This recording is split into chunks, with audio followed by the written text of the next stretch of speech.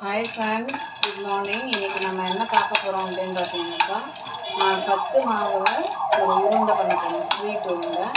ஏற்கனவே நான் ஒரு சிமிலி உருண்டை பண்ணி வீடியோ போட்டிருக்கேன். அதை பேஸ் பண்ணி பண்ணுறது தான் இதுவும் அதே சேம் தான். அதில் வெறும் வேர்க்கடலை எள்ளெல்லாம் போட்டிருக்கேன். இப்போ இதில் என்ன எக்ஸ்ட்ராவாக போட்டோம்னா பலாக்கொட்டை போடணும். பலாக்கொட்டை, வேர்க்கடலை, அதுக்கப்புறம் எள்ளு கொஞ்சம் ஃபஸ்ட்டு நம்ம இது ரெண்டுத்தையும் வறுத்துக்கணும். இதெல்லாம் வறுக்க லேட் ஆகும்.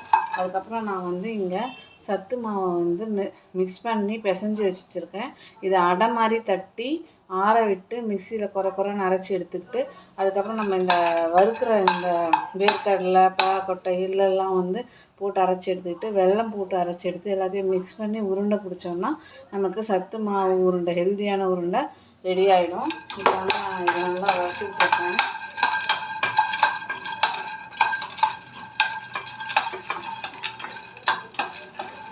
நல்லா சிவக்க வறுக்கணும்.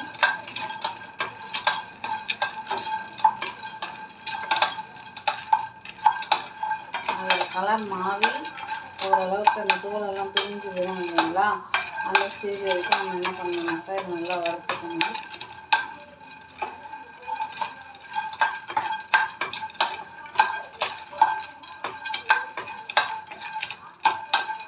நல்லா வறுத்துக்கணும். நல்லா ஹை ஃப்ளேமில் வச்சு வறுத்துக்கணும். அப்புறம் சீக்கிரமாக வறுக்கணும்.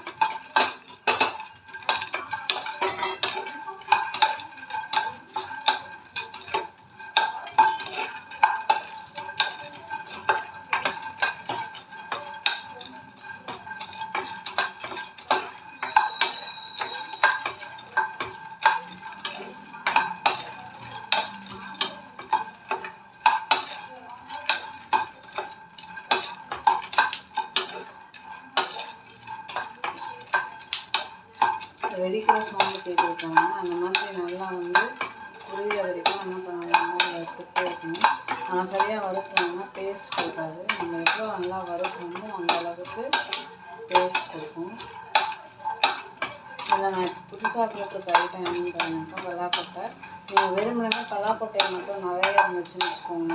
அந்த பலாக்கொட்டையை இந்த மாதிரி வறுத்துட்டு அதில் வேர்க்கடலையும் வறுத்து போட்டுட்டு வெல்லம் போட்டு உருண்டை பிடிங்க. அதுவும் ஒரு வகையான ஹெல்தி உருண்டையாக இருக்கும். நான் இது இப்போ ஏதோ மிக்ஸ் பண்ணுறேன் அப்படின்னா சத்து மாவு மிக்ஸ் பண்ணி உங்களுக்கு ஒரு உருண்டை செஞ்சு காமிக்கிறேன். இது நல்லா வறுபட்டு ஓரளவுக்கு நல்லா வறுபட்டு வச்சு அப்போ எள்ளு எடுத்துகிட்டு அடுப்பு வறுத்து போவேன். இந்த மாதிரி நல்லா பொரியணும். நல்லா பொரிய வறுத்துக்கணும்.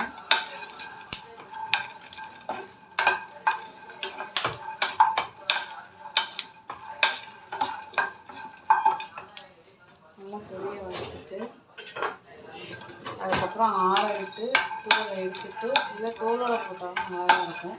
தோலை எடுத்துட்டு குறைன்னு அரைச்சி எடுத்துக்கணும். இதை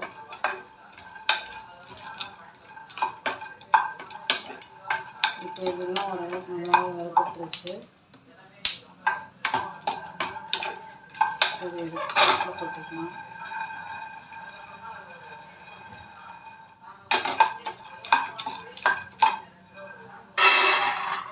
அடுத்தது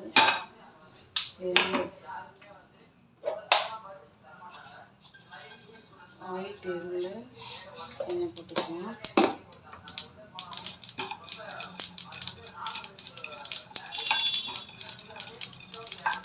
போட்டுட்டு வெடிச்ச உடனே ஸ்டாப் பண்ணுங்க.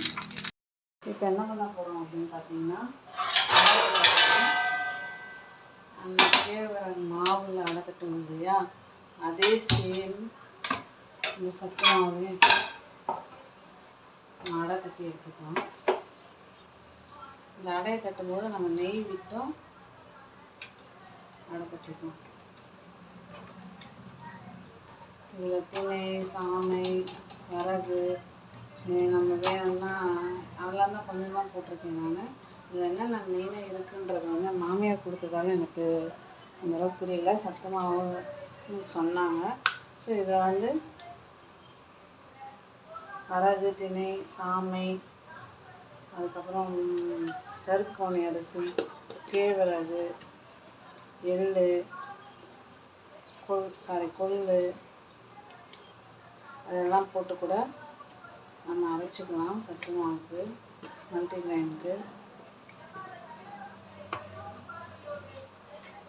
இப்படி ஒரு பக்கம் வேக விட்டு அடுத்த பக்கம் கொடுத்துக்கணும்.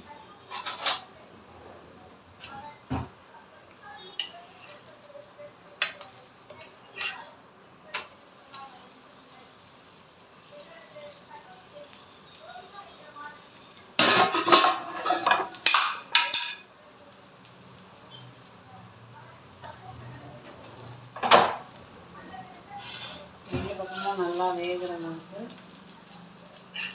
வெங்காய தட்டி எடுத்துக்கணும். இதை ஆற விட்டு குறைக்கணும்னு அப்புறம் நம்ம அரைச்சி எடுத்துக்கணும். கூட இந்த நட்ஸெல்லாம் வறுக்கணும், அந்த நட்ஸையும் அரைச்சிக்கணும். வேணும்னா அதில் முந்திரி பாதாம் கூட கொஞ்சம் கொஞ்சம் போட்டு வறுத்து போடலாம். நான் இப்போ பலாக்கொட்டையும் வேர்க்கடலையும் எள்ளு மட்டும் போட்டிருக்கேன்.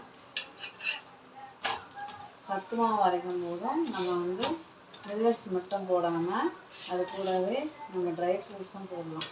அதாவது முந்திரி, பாதாம், அதுக்கப்புறம் வால்நட்டு, அதுக்கப்புறம் பூசணி விதை, அந்த மாதிரி எல்லா ஐட்டத்தையும் போட்டோம் நம்ம சத்து மாவு அரைக்கலாம்.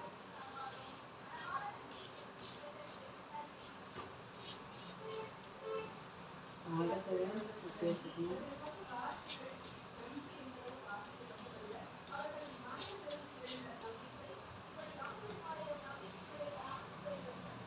இதே மாதிரி நான் எல்லாத்தையும் தட்டி எடுத்துட்டு அதுக்கப்புறம் அதை அரைக்கும் போது உங்களுக்கு நான் வீடியோ போடுறேன். இப்போது நான் அந்த வேர்க்கடலை, பலாக்கொட்டை, எள்ளு மூணுத்தையும் வறுத்துருந்தேன் இல்லைங்களா, அதை அரைச்சி எடுத்துக்கிட்டேன்.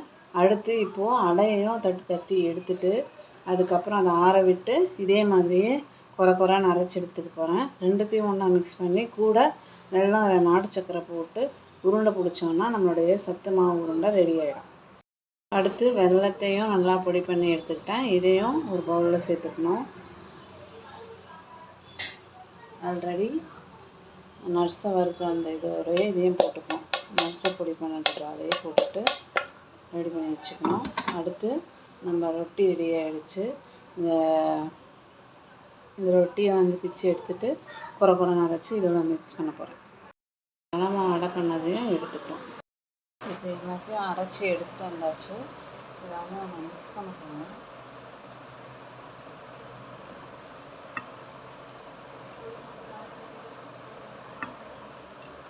நல்லா ஒன்றா சேர்த்து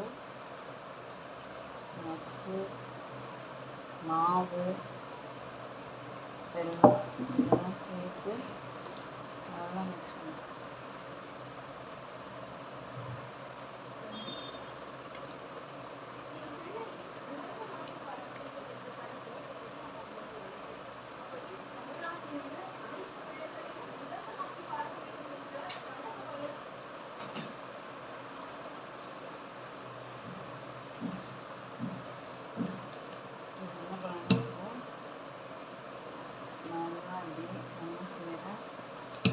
மிக்ஸ் பண்ணிக்கணும். இது என்ன போட்டிருக்கேன்னா வேர்க்கடலை, பலாக்கொட்டை, அப்புறம் வெல்லம் தூள் பண்ணது, அதுக்கப்புறம் சத்து மாவு மிக்ஸில் அடை தட்டி அந்த அடையை எடுத்து கீழே போட்டு அரைச்சிட்டு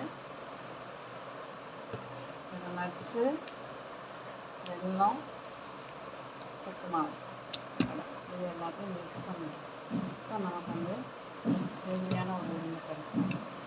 பாருங்கள், நம்ம இதில் வெல்லம் போட்டுக்கிறதுனால நல்லா உருகி இறங்கி வருது.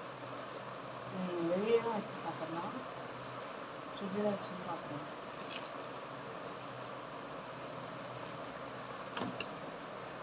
நான் இதை உருண்டை போட்டுக்கிறேன். எல்லாத்தையும் நல்லா மிக்ஸ் பண்ணிக்கிறேன்.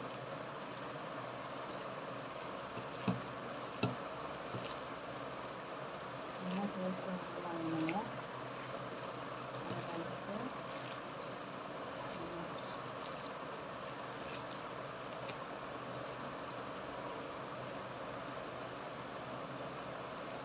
எண்ணெய் கொஞ்சம் அதிகமாக போட்டதால் தான் இறக்கமாக இருக்கும்.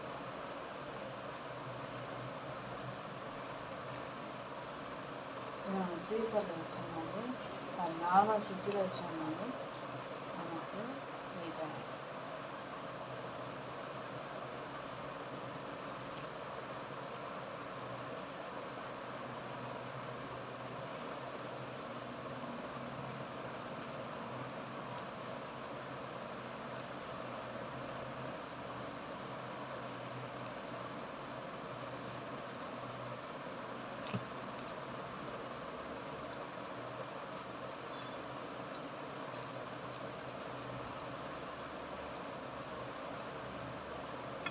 நம்மளுடைய சத்து மாவு உருண்டை ரெடி.